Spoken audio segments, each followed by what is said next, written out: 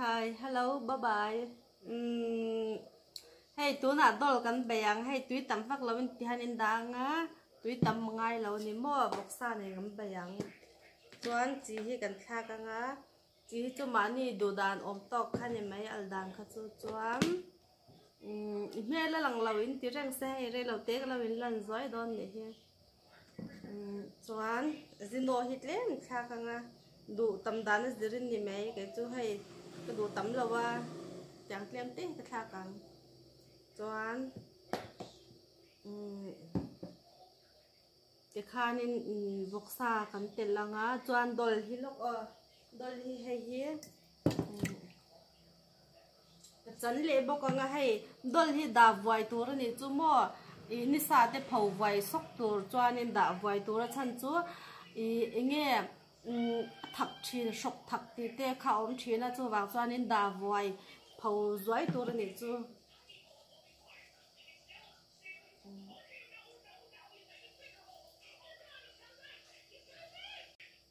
chuan ha te te ha kan sil to a chanin hay kan chanang a tak ko hi ka sil to a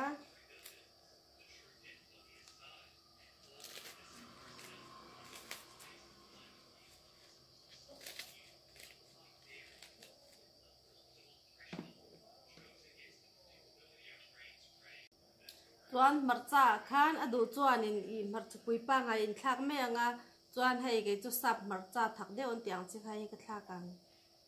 ti tian tui sau ma thak tur hei ta han bel ka chuang to a bai na tur chuan ta han ka thla kan dol na kha kan chan to a bok bol le sam chok po hei kan chan le to a sam chok hi tam mangai la pum khat pum ni velin thak don nya hei dol bei le vok sa chau chu alo no ve lu tuk the mo khami no lu tuk thum tuk tur ven na pum hi lek tu dan zrin pum thum te pum hi te thak tur chuan bok bon po hi chan in chananga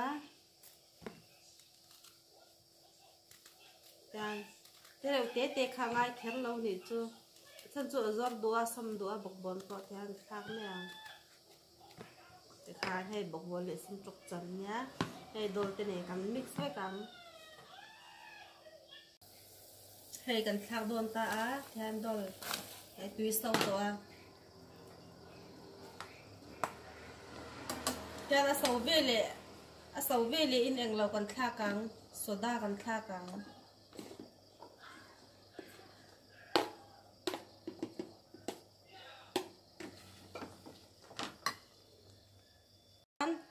dol be kam vok sa thak tur khai vok sa min sa hi man tur mo min sa hi aul sama ton acha ati te thau te po man the ve ka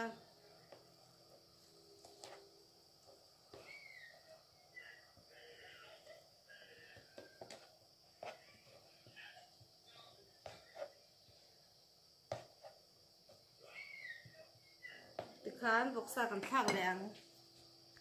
em vok sa hay kan thak leng na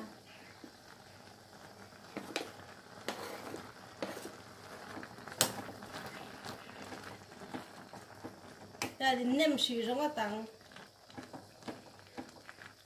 rồi sau đó sudah kan thla kang